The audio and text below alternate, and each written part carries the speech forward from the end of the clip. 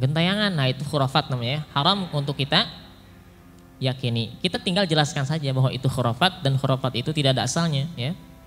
Dan meyakininya adalah haram ya, sesuatu yang haram. Tidak ada alasan dalam agama ya. Maka itu ya.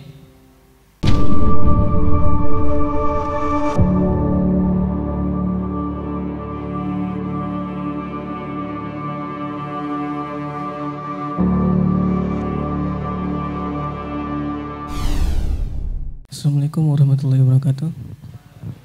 Ustadz ingin bertanya, sekarang kan itu berkaitan dengan pengurusan mayat sendiri itu ada yang namanya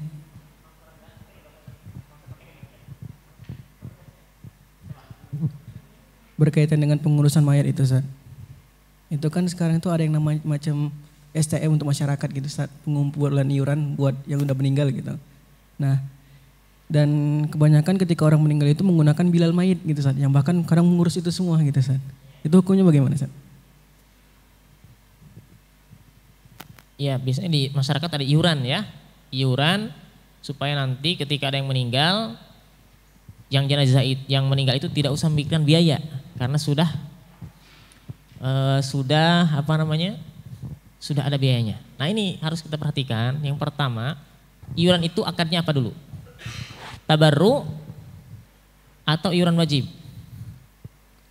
Ya, wajib setiap bulan harus sekian. Nah, atau tabarru saja. Tabarru itu kalau ada dikasihkan, kalau tidak maksudnya. Sukarela ya. Ini ada dua karena konsekuensinya nanti berbeda. Kalau asuransi jadinya. Ya, kalau wajib gitu ya. Wajib misalnya wajib iuran setiap bulan misalnya berapa? 10.000 misalnya atau 1.000, 2.000 lah sebulan. 2.000 sebulan setahun berapa? Atau 10.000 lah ya. 10.000 berarti setahun berapa? 12.000.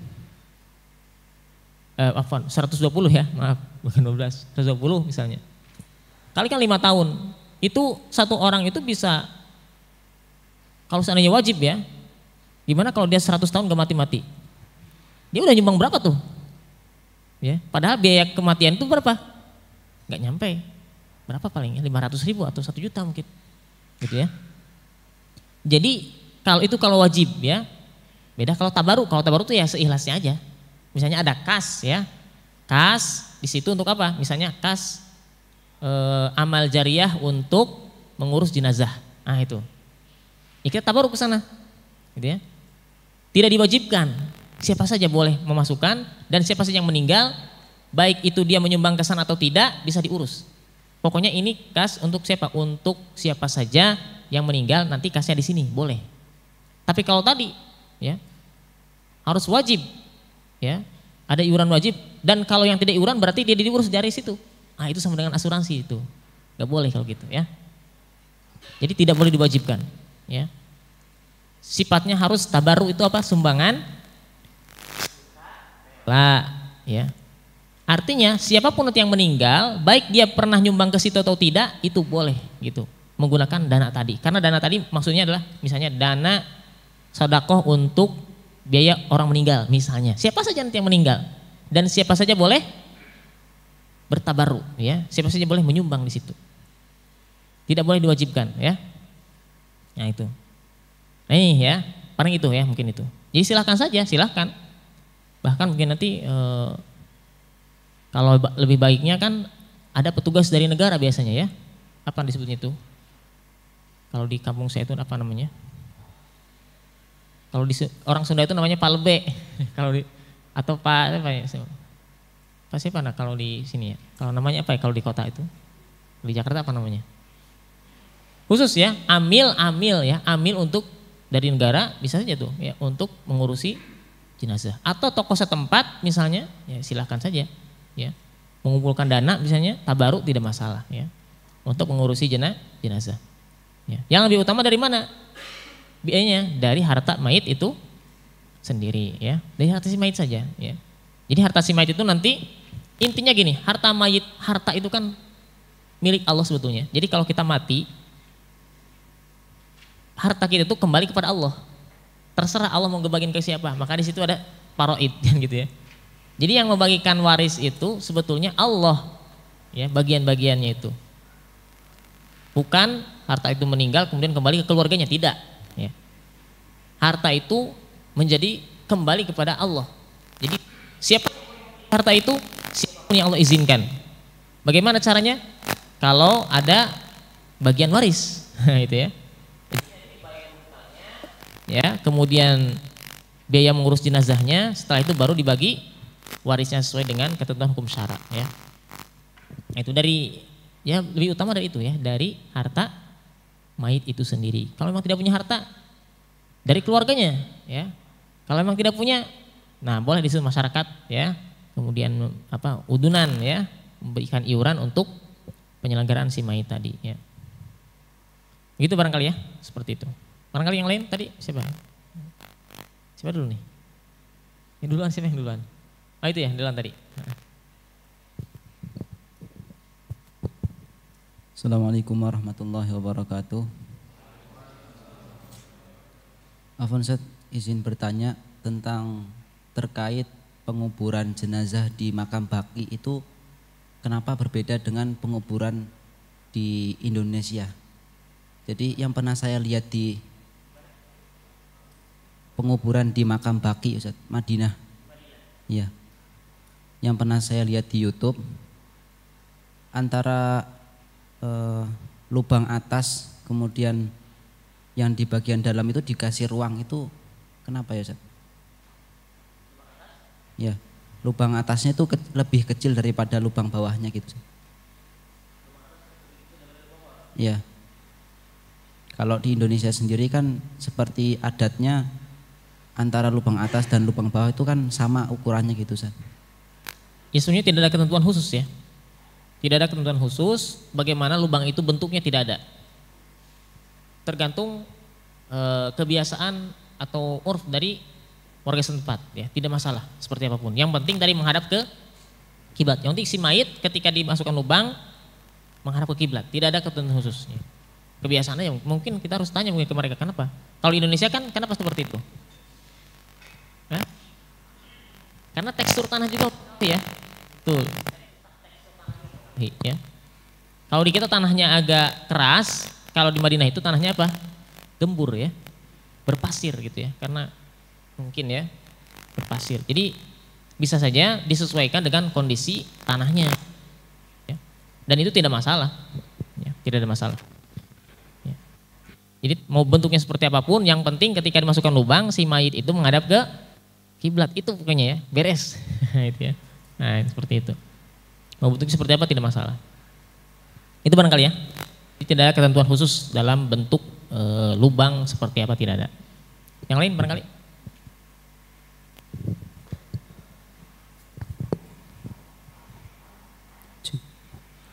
Bismillah, Assalamualaikum warahmatullahi wabarakatuh. Afan, izin bertanya. Tadi kan dikatakan bahwasanya ketika memandikan mayit, bila ada rambutnya yang rontok itu dikumpulkan untuk dikuburkan bersama jenazahnya.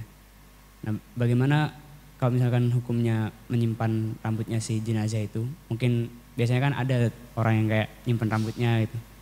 Juga gimana kalau misalkan ada rambutnya yang semasa dia hidup itu rontok gitu, ada di rumah. Nah itu apa ikut dikuburkan juga atau gimana? Hukum asalnya sebetulnya tidak masalah ya kalau ada bagian tubuh yang tertinggal ya. Rambutnya misalnya tertinggal di mana? Di kamarnya, tidak masalah ya.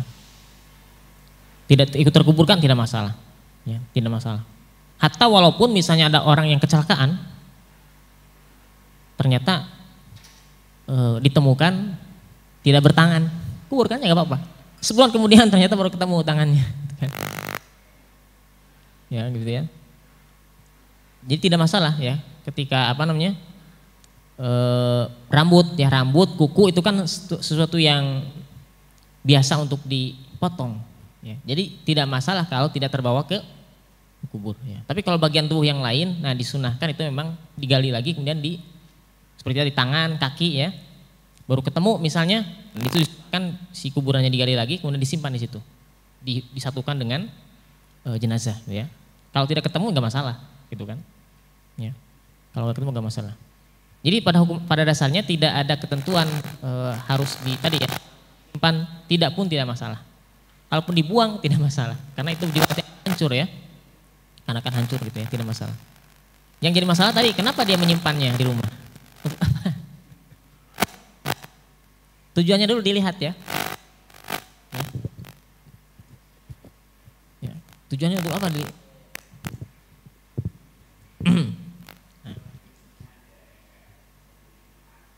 Mengenang ya, mengenang ya. Untuk rambutnya gitu ya. Nah Rasulullah SAW itu sebetulnya tidak itu sesuatu yang mubah ya. Kenapa? Karena Rasulullah SAW itu jadi mengenang yang meninggal itu boleh-boleh saja, selama tidak ada hukumnya itu namanya meratapi ya, meratapi. Kalau untuk meratapi haram ya, baik itu menyimpan tubuhnya atau tidak, baik itu menyimpan rambutnya atau tidak, meratapi mayit itu sesuatu yang diharamkan, tidak boleh ya dalam Islam. Bersedih boleh, tetapi tidak boleh meratapi. Kalau hanya untuk mengenang, hukumnya mubah. Ya, kalau yang dikenangnya kebaikannya silahkan. Ya, bahkan itu bagus ya, kalau kita mengenang kebaikannya untuk motivasi kita. Ya, Rasulullah itu rambutnya sampai sekarang ada tuh yang menyimpan di museum mana tuh di Turki ya kalau tidak salah. Rambut Rasul ada, pakaian Rasul ya, apalagi sepatunya dan pedangnya masih disimpan untuk mengenang, apalagi orang-orang itu orang-orang soleh ya, untuk dikenang kebaikannya, jasa-jasanya semasa hidupnya itu boleh ya. Bahkan bisa kita menjadi motivasi untuk kita berbuat baik. Tapi kalau hanya untuk sekedar mengenang rambutnya ini dulu pernah nah, ya. Itu sesuatu yang mungkin boleh-boleh saja hukumnya selama tidak diharamkan ya. Selama tidak boleh-boleh saja. Tapi apa faedahnya? Harus ada faedahnya kalau kita mengenang itu. Mengenang apanya? Mengenang kebaikannya kah? Nah, itu ya. Jadi kalau kita mau mengenang, usahakan ya, kenanglah kebaikannya yang bisa memotivasi kita untuk berbuat ya, lebih baik ya ke depan gitu ya. Gak masalah ya, mengenang kebaikan itu tidak masalah. Bahkan baik ya. Yang lain barangkali tadi siapa? Siapa tuh tadi? Ini dulu, silakan.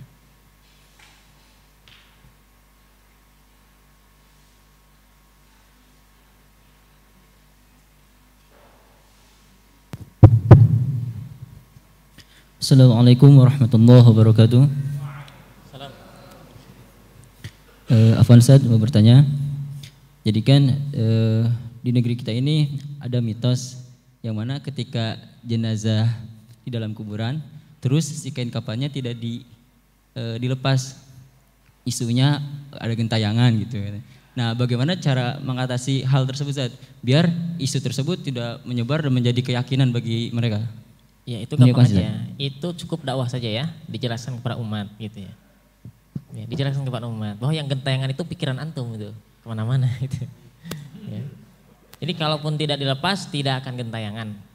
Mayat itu terserah kita yang hidup ya, mau dia dikubur atau tidak, mau dia dibuang ke laut, nah, itu nggak ada urusan bagi mereka yang meninggal. Urusannya siapa? Kita yang masih hidup ya, yang berkewajiban untuk mengurus mereka ya, yang sudah mati. Sunnahnya lepas, sunnahnya aja gitu ya. Kalaupun tidak gak masalah. Ya.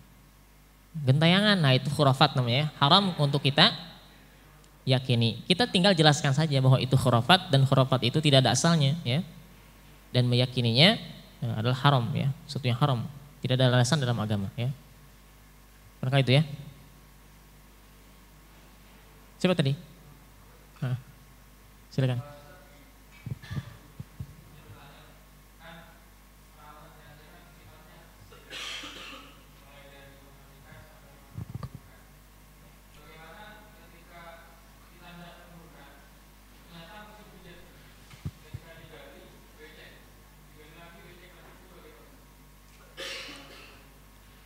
Sebisa mungkin, sesegera mungkin, semungkin-mungkinnya gitu ya. Nah itu.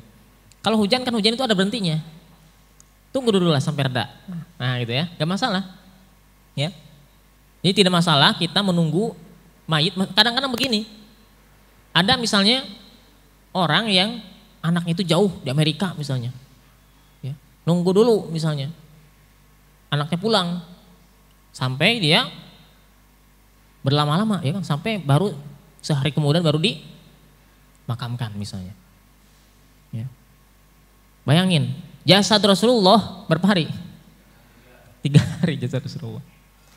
Jadi tidak berdosa selama ada keperluannya gitu ya. Ada keperluannya ya. Tidak berdosa. Tetapi yang lebih baik lebih cepat lebih baik. Ya kalau hujan tunggu dulu sampai reda ya. Sampai kapan? Ya secepat mungkin gitu ya. Ketika hajatnya sudah selesai, ketika anaknya sudah datang dari mana? Dari Amerika misalnya, ketika sudah melihat orang tuanya yang terakhir kali, baru dikuburkan. Jadi secepat mungkin, sebisa mungkin gitu ya. Lebih cepat lebih baik ya. Jasad Rasulullah 3 hari 3 malam. Kenapa? Para sahabat sibuk ngangkat pemimpin ya. Ngangkat khalifah. Nah itu ya. Seperti itu. Kalau hajatnya sudah selesai, dikuburkan Rasulullah SAW ya. Begitu barangkali ya. Tunggu dulu lah ya. Hujan itu tidak akan 4 hari 4 malam atau seminggu enggak mungkin ya. Paling 1 jam 2 jam, nah selesai gitu ya. Yang lain barangkali tadi?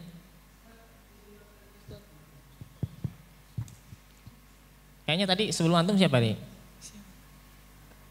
Antum duluan. Ya udah enggak apa, silakan. Jadi untuk saat jenazah setelah dimandikan, setelah disucikan, ternyata jenazah itu mengeluarkan ini Ustaz, najis lagi gitu. Entah darahnya dari telinga keluar ataupun dari yang bawah itu keluar gitu. Itu apakah dimandikan lagi atau bagaimana Ustaz? Ya cukup dibersihkan saja. Ya, dibersihkan saja. Karena ketika pun dimandikan lagi, itu gak ada jaminan nanti gak keluar lagi. Ini ya, misalnya dari mana? Keluar dari sini, dari perutnya misalnya. Karena kalau misalnya kita bersihkan, itu gak ada jaminan lagi nanti. Memang harus bagusnya ya dimandikan lagi, silahkan aja ya. Tapi tidak ada jaminan nanti setelah, makanya ada yang pakai popok tuh ada, ya, supaya tidak keluar lagi gitu. Supaya ketika keluar itu tidak bau gitu kan keluar, itu tidak masalah ya, gitu ya, gitu, tidak masalah. Dibersihkan saja ya. Setelah itu dibersihkan yang kotornya, atau misalnya kalau ke kain kafan, tinggal kain kafannya diganti lagi misalnya, ya, dibersihkan kemudian diganti lagi, atau dibersihkan dulu.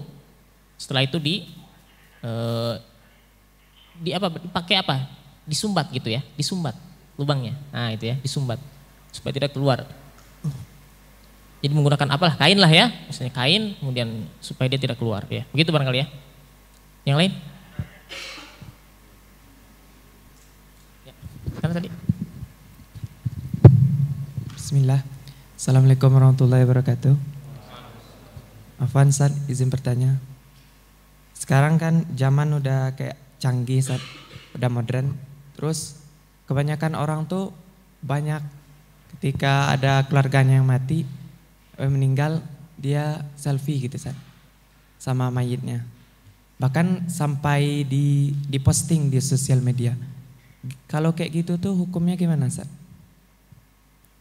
Memposting yang sudah meninggal di sosial media. Pada dasarnya hukumnya boleh selama tidak meratapi ya. Selama tidak meratapi boleh, silakan. Misalnya untuk apa? Untuk memberitahu teman-temannya. Kan si mayit itu juga punya teman di sosial media barangkali ya. Iya. Atau teman lamanya, atau teman sekampusnya dulu, teman seperjuangannya dulu mungkin ya. Nah, bisa jadi. Jadi tidak masalah diposting di media sosial, tidak masalah ya. Boleh saja. Bahkan di situ mungkin bisa dicantumkan doa, innalillahi wa inna ilaihi raji'un ya. Telah meninggal ayah kami atau ibunda kami atau siapa ya. Mohon doa. Nah, bahkan di situ boleh di situ dengan mencantumkan meminta doa ya. Jadi boleh mengumumkan orang yang meninggal ya. Gitu. Yang lain? Siapa tadi? Siapa dulu tadi? Oke. Silakan. Bismillah. Dad, izin bertanya Dad. Untuk penggotongan mayit itu Dad. Ya? Penggotongan jenazah. Waktu gotong. Menggotong. Itu tuh sebetulnya tuh caranya gimana sih Dad? Kan ada waktu itu video yang joget-joget tuh Dad. Yang joget-joget yang viral waktu itu Dad. Iya. Nah itu gimana tuh? Iya. Aneh ya. Tidak ada kaifiat khusus menggotong jenazah. sambil joget-joget pun tidak masalah, silahkan. Nah. Tetapi gitu kan, masa kita ada orang sedang berduka, kita senang-senang, ya kan? Itu nggak adab namanya. Gitu. Walaupun itu tidak haram misalnya ya, walaupun bukan melakukan suatu keharaman, tetapi kita tidak adab saja. Ya. Ada orang meninggal, kita malah bergembira. Ya, seperti itu. Bukannya berdoa malah bergembira. Jadi tidak adab saja itu, tidak adab. Ya. Biasa aja kan, mengodong biasanya gimana? Taruh sini, jalan, udah gitu aja. Ya. Gitu. Tidak tidak harus berjoget-joget gitu ya. Nah gitu. Jadi itu tidak adab saja ya, walaupun tidak diharamkan. Yang lain tadi siapa tadi?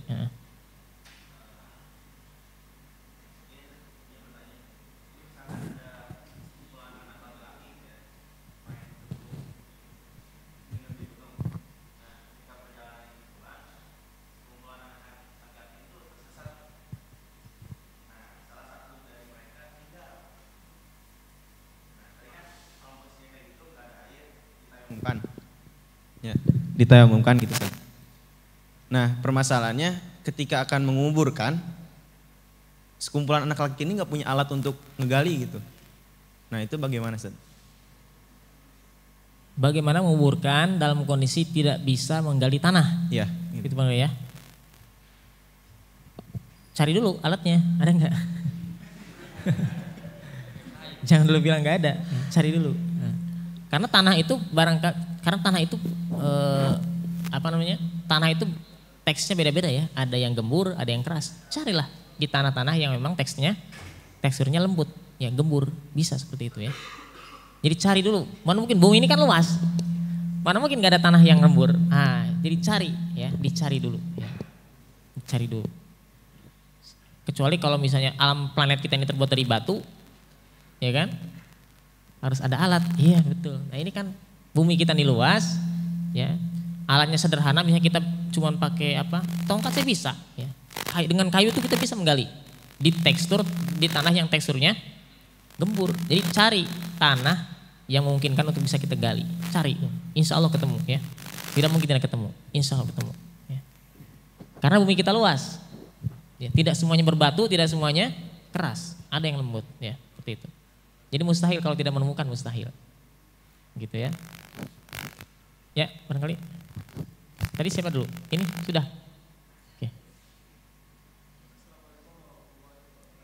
Assalamualaikum warahmatullahi wabarakatuh. Izin bertanya Ustadz, mengenai tempat arah kuburan, yang benar itu kepalanya yang menghadap kiblat atau badannya yang menghadap ke kiblat Ustadz. Adapun kalau misalnya salah satunya, apa harus dibongkar secara massal itu kuburannya Ustaz? Ya, jadi sebetulnya gini ya. Ini kan kiblat mana kiblat? Ini misalnya liang lahat ya. Nah, nanti sebelah sini yang dibikin lahatnya, sebelah sini. Sebelah arah kiblatnya. Dibikin lubang paling di bawah ya, dibikin lubang. Nah, nanti si mayatnya diarahkan ke kiblat sebelah sana ya. Nantilah ya, mungkin. Atau seperti gini ya, gini mungkin. Jadi dia sebelah kirinya di sini, arahnya ke kiblat ke sana, gitu. Kalau salah, yang penting dia sudah menghadap ke kiblat, sudah, nggak masalah. Kepalanya yang di sana Ustaz. Jadi posisinya itu seperti ini. Oh gini. Kepalanya yang di sana, tidurnya hadap sana, kakinya di sini, kepalanya di situ, gitu Ustaz. Oh gini, ke sini berarti. Iya. Dia tidak menghadap kiblat kalau gitu. Gak menghadap kiblat. Berarti karena kalau sholat kita lagi gimana, kalau sholat kita terlentang gimana sholat terlentang? Gini kan? Gini ya? Gini kan? Ya, ke sana ya. Kalau tadi gimana? Ke sini? Iya, begitu. Ke sini ya. Iya. Kuburan yang posisinya salah ini harus dilihat dulu nih. Salahnya kenapa? Apa karena memang tidak melihat posisi atau gimana? Kenapa Enggak tahu, itu udah kan kuburan udah lama Ustaz. Iya, kalau udah lama udah. Kalau sudah lama sudah. Kalau tidak memungkinkan ya, kalau memungkinkan dibikin lagi. Kalau 1 jam 2 jam. Kalau si mayatnya belum berubah ya. Kalau mayat belum berubah maksudnya belum busuk. Ya, belum hancur. Kalau masih memungkinkan dirubah ya dirubah. Tapi kalau mungkin mayatnya sudah hancur, sudah busuk ya tidak perlu. Sudah saja nggak apa-apa. Berarti untuk yang karena itu kemarin juga masih seperti itu gitu Ustaz. Kepalanya masih madep ke sana. Nah, itu untuk penguburan terbarunya harus madep kiblat.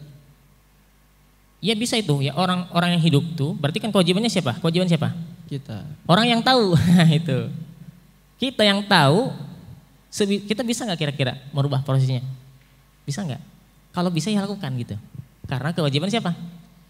Kewajiban kita gitu ya. Selama kita bisa melakukannya, ya berarti kita berkewajiban tuh, kifayah ya. Jadi sebisa mungkin kita urus sebaik mungkin. Kalau ada yang salah dibetulkan sebisa mungkin. Nah itu ya. Tadi posisinya kan begini ya. Nah maka bisa nggak kalau seperti ini kan? Bisa nggak? Bisa ternyata ya. Gali aja lagi itu. Digali lagi ya. Bisa. Kalaupun tidak, kalau mayat tidak ada urusan. Ya. Yang berurusan siapa nanti? Yang hidup gitu ya. Nah seperti itu.